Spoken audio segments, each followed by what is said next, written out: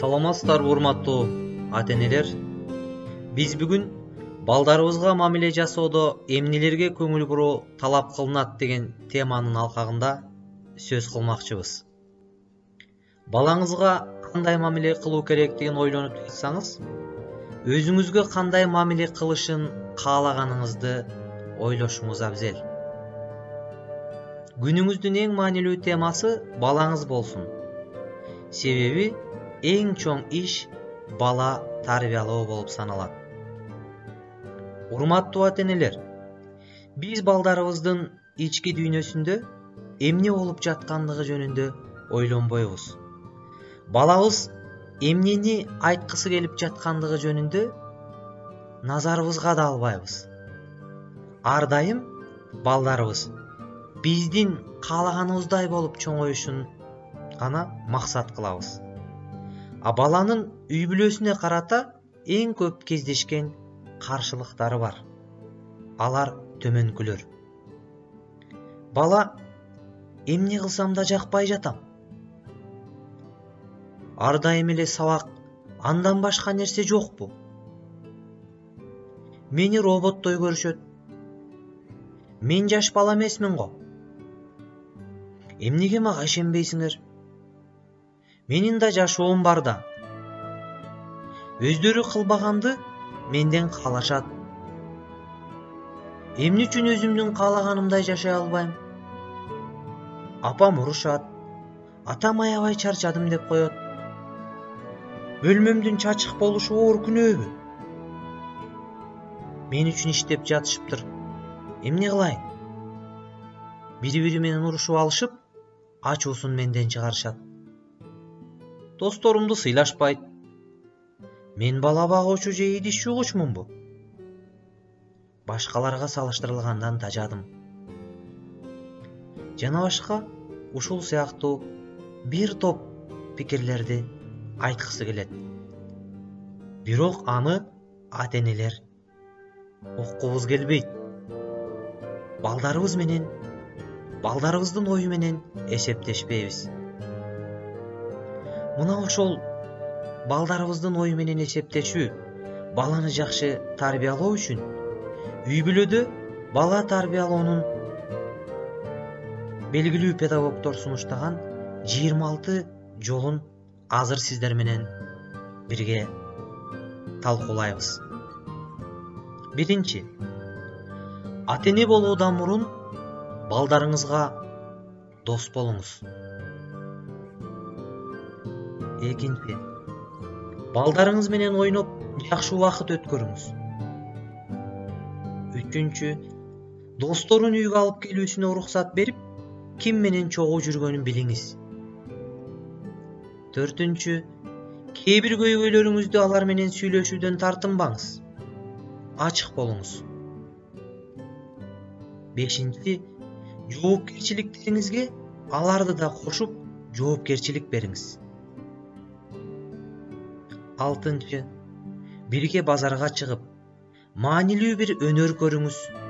Спорт менен машыгып, эс алууга чыгыңыз. Бул бири-бириңерди жакындатат.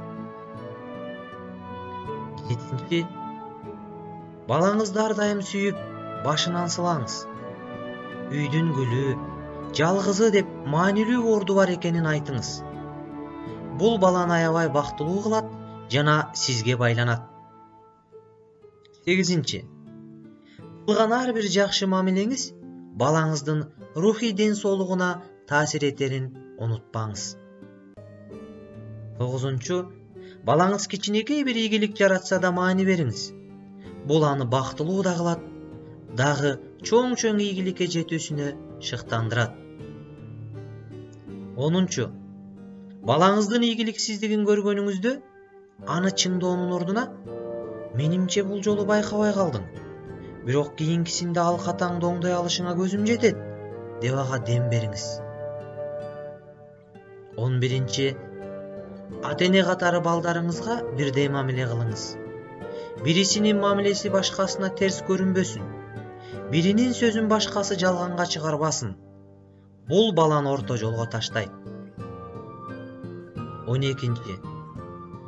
Баланын бир катасынан улам аны эскертүү керек болгондо ата менен апа чогуу турбаңыз. Акырын түшүндүрүп, бирөөңөр гана эскерткиле. 13. Балага карата сүйгөн сүйбөгөн, колдогон колдобогон болуп бөлүнүп, эки тарап болуп калбагыла. Бирөөңөр коргоп, экинчиңер урушсаңар, бала ара жолдо калат. Ошондо улам бирөөңөрдү жакшы көрүп, экинчиңерди жакшы көрбөй баштайт. 14. Бала бир ката кылганда абдан кайгырганын көрсөңүз, ар бир баланын ката кетирерин айтууңуз туура болот. 15.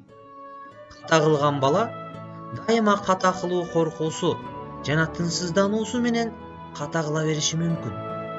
Мындай абалда балаңыздын тынчтандырууга аракет жасаңыз. 16. Балдар өздөрүнө жана келечегине ишенүү жана бактылуу жашоолору үчүн чоңдорго ишенүү жана үй бүлөсүндө баары жакшы экендигине ишенүүлөрү керек. Балага бул үмүттү беришибиз үчүн өзгөчө аракетибиз болушу абзел. 17. Балдарга оюн ойногонго жана энергиясын сарпташ үчүн ылайыктуу жерлерди даярдап бериңиз. Баланы тынымсыз эскертип, бир жерге камоо туура эмес мамиле болуп саналат. 18. Балаңызга кээ бир нерселерди жасоо үчүн мүмкүнчүлүк бериңиз. Ошондо өзүнө болгон ишенимин арттырган болосуз. Эгер балаңыз сиздин берген мүмкүнчүлүгүңүздү пайдаланып, ийгиликке жете албаса, анда ага маанилүүсү сенин аны жасап көргөнүң. Мен бул кылганыңдан ыраазымын деп айтыңыз. Эгер ийгиликтүү бир иш кылса, кубаттаңыз. 19. Балаңыздын кызыгууларын аныктаңыз. Ал кызыккандарына байланыштуу иштерди кылууга жардам бериңиз. 20. Окуганга убактысын туура колдонушу үчүн жардам берип, жол көрсөтүңүз. 21. Балаңызга мекенин жана элин сүйүүнү, адилеттик жана укуктук маанисин адал арамды түшүндүрүңүз. Балада булар болбосо, рухий жактан өнүкпөй калат. 22. Балдарыңызга айткан сөздөрүңүз менен кыймыл аракетиңиздин дал келүүсүнө маани бериңиз. Сөзүңүз менен кылганыңыз дал келбесе, балаңыздын ишеничинен чыгасыз. 23. Балдарыңыздын баарына тең адилеттүү болууга аракеттениңиз. 24. Балаңыздын эң жакшы көргөн сөзүн тез-тез айтып туруңуз. Жактырган нерселерин алып бериңиз. Бул ортоңордогу мамилени жакшыртат. 25. Ашыкча үстөмдүк менен ашыкча жакшы көрүүнүн ортосунда бир калыпта кармаңыз. 26. Ата-эне катары балдарга болгон мамилеңиздин канчалык жетиштүү же жетишсиз жана зыяндуу экендигин тез-тез көзөмөлдөп туруңуз. Мына урматтуу ата-эне, бул 26 бала тарбиялоодогу жол балким сизге жардамчы боло алат. Эми бир аңгеме жөнүндө айтайын. Жолдош аттуу бир таанышым бар. Анын эң көп рахаттанган нерсеси башкаларды ушактап, аларды мазактоо эле. Көчө көрүнгөн терезенин алдында отуруп, өткөн кеткендин кирич кийимине чейин билгендей ушактайт эле. Эй балдар, карагыла, Шүкүр устанын боёнгон кызы бара жатат. Бети башы дагы боелгон. Баардык аракети боенуп жасанып көчөгө чыгып, кычырап басып жүрүүгө жумшайт. Бул кызга үйлөнө турган балага эмитен боорум ачып жатат. Карагыла, ким келе жатат? Бурчтагы банктын семиз директору. Анын баскан кадамын караган адам аны да бир адам деп ойлойт го. Кечээ эле күйөө баласынан карызга акча алып жүргөнүн билбейт деп ойлойт окшойт бизди. Муну өзүнө эстетсем, бети шалпая түшөт. Ай, тигинин үстүндөгү жаң кийимине карагыла. Биз анын бир кызматчы экенин билбегендей. Байкуштар, ушул өлгөн өтүкчүнүн аянычтуу балдарын карагыла. Өлгөн адамдын артынан сүйлөгөн күнөө дешет. Бирок чындыкты айткан эмнеге күнөө болсун? Ал адам жалганчы эле, өзүнөн башка эч кимди ойлобойт эле. Мына атасынын күнөөлөрүн балдары тартып жатат. Мына орой чарбачыны карагыла. Буудай бул жылы болду. Колуна акча тийип калса адам тоготпой калат. Балдар ушул чарбачылардан өткөн куу адамдар жок. Жакшылардын үстү жагына коюп алуу үчүн алдашат. Бизге көпкө туруп калган жумурткаларын сатышып, жакшыларын жаңыларын өздөрү жешет. Оорулуу тоокторду союп, таза эт деп сатышат. Ичине чычкан түшкөн сүттү кичинекей балдарды оорутарын билип туруп сатып акча кылышат. Тозо кобул түшпөгөндө биз түшмөк белек. Карасаңар, ушул адамды көргөндө тигүүчүдөн жана тегирменчиден сак бол деген бир макал эсиме түшөт. Ооба, албетте. Ал үстүндөгү кийимин кардарларынын материалдарынан уурдап кийип алган. Бул жердин үстү болгондой эле асты да бар, тигүүчү. Тетик аялды кара өрнөк алгыла. Бай күйөөсү өлгөнгө чейин кымбат кийимдерди кийип, айылдагы эң бир аялды теңине албай жүрөт эле. Күйөөсү өлүп абалы ушул экен го. Ким билет мындай абалга түшкөнгө чейин канча адамды какшатты экен. Бул аялдын мурункусун эстегенимде ага боорум ачыбайт. Жараткан сабак алсын деп ушундай өрнөктөрдү берет. Жолдош аганын иши ушул.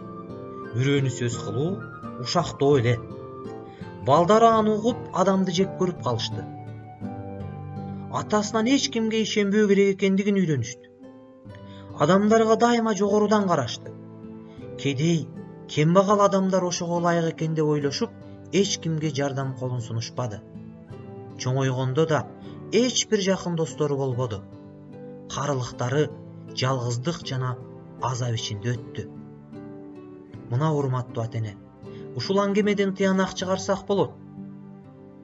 Биз сүйлөп жаткан ар бир сөзүбүзгө балабыз ынанат. Биз адамдар жөнүндө позитивдүү пикирлерди айтсак, адамдардын баарын жакшы десек, дүйнөнү, айлананын баардыгын жакшы көз караш менен кароону үйрөтсөк, балдарыбыз позитивдүү болуп чоңойот. Бардык нерсеге позитивдүү ой жүгүртөт. Ал эми ушул адамдай дайыма адамдардан негатив издесек, адамдардын жаман жагын айта берсек, балдарыбыз ошого көнөт. Балдарыбыз дал ошондой тарбия алат. Урматтуу ата-эне, бул аңгеме бизге чоң сабак болсун. Сиздер менен видео слайдты бөлүшкөн Ахматов Кыялбек Хамутович болду. Пайдаланылган булак Халит Эртурулдун Бала тарбиялоодогу жаңылмалар деген китеби. Муну кыргыз тилине которгон Өмүрбек Алиев Сайкал Камут кызы. Көңүл бурганыңыздар үчүн чоң рахмат.